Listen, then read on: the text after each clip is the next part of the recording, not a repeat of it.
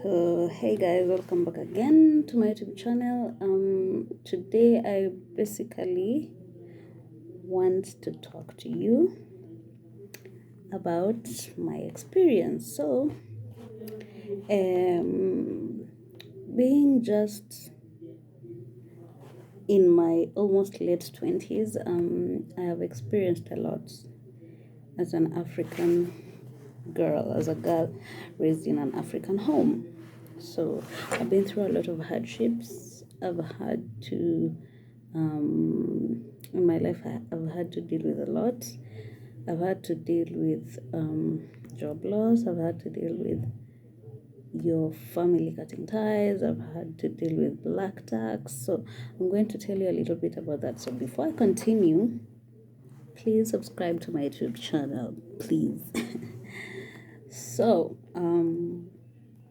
around 2011, yeah, I got into some little trouble which I'm not comfortable mentioning. So my dad decided to cut me off.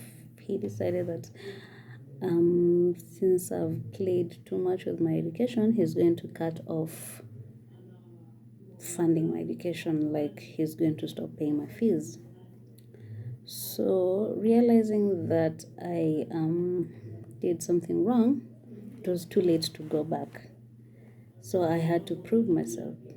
So when the time came, when schools opened again, I just took my uniform, I wore my uniform, and just went to school. I didn't care whether my fees was paid or not. I just wore my uniform, took my bag. I was in a day school. I was in high school, but a day school. For those of you who know St. Teresa's in Italy.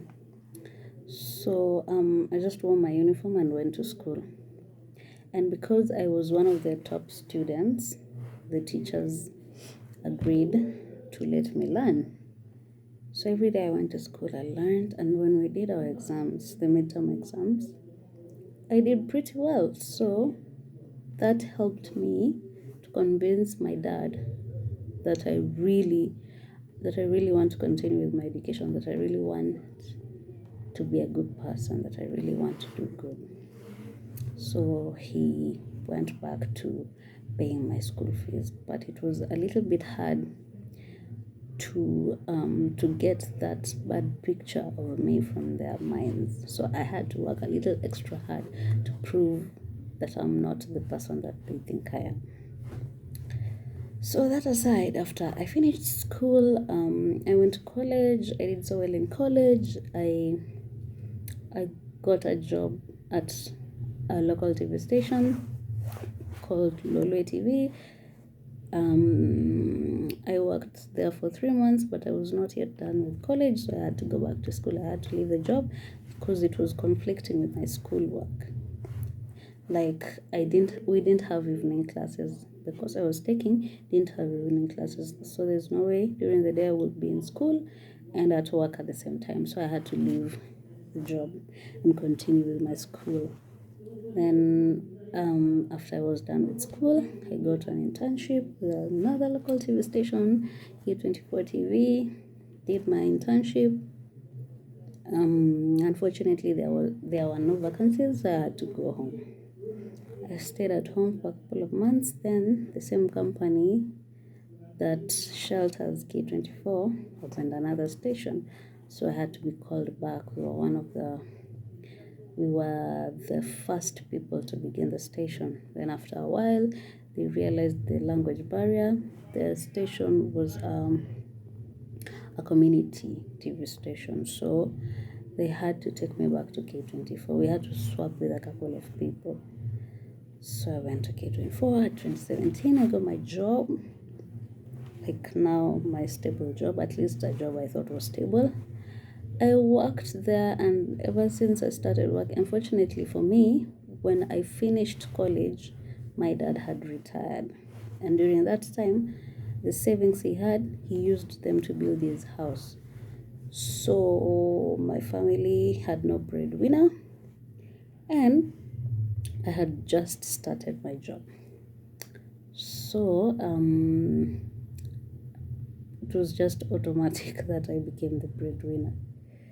There was a lot to do. Rent had to be paid. My mom helped with looking for food and the house shopping, and I did all the bills: the electricity, the TV, the cable, the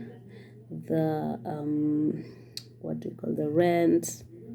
And unfortunate for me, I have two brothers behind me, so I also had to pay fees for my brother who was, I think, then joining high school.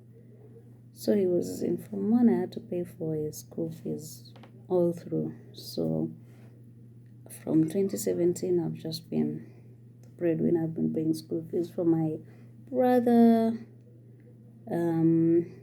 The other one is still in primary school, so that was a little bit easier for my mom to handle. So she handled that and the house shopping and the food, and I had to handle the high school one, which was a little bit higher, and the house bills.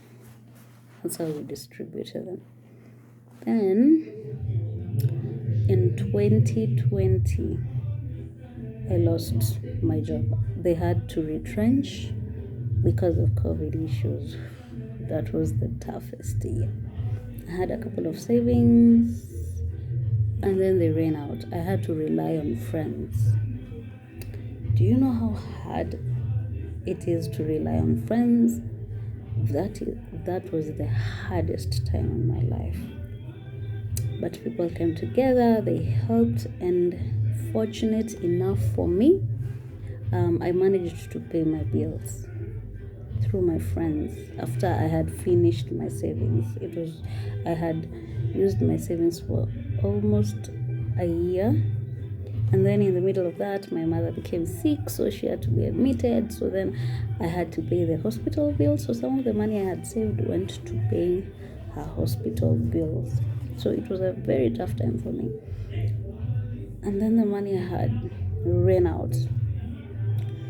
So then we had to rely on my mom's friends. They helped us cover part of the bills. Then, fortunate enough for me, I got another job at another local TV station. Yeah, hopping from TV station to TV station.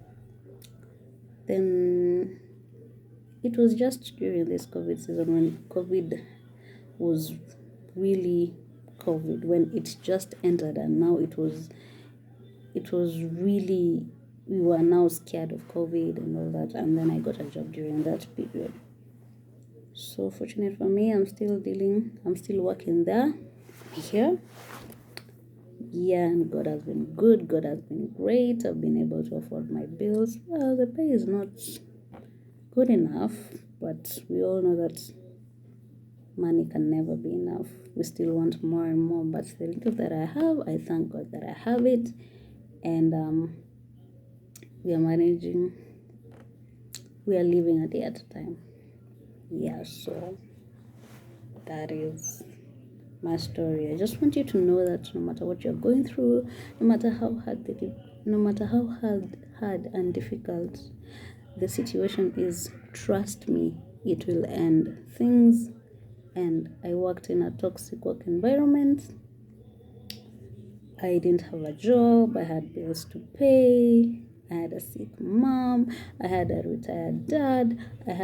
I have now my youngest brother is in Form 1 and the other one is in Form 2. So I had bills to pay. I struggled, but believe me, if I was able to come out of that, trust you me, nothing is impossible. You can also come out of it victorious.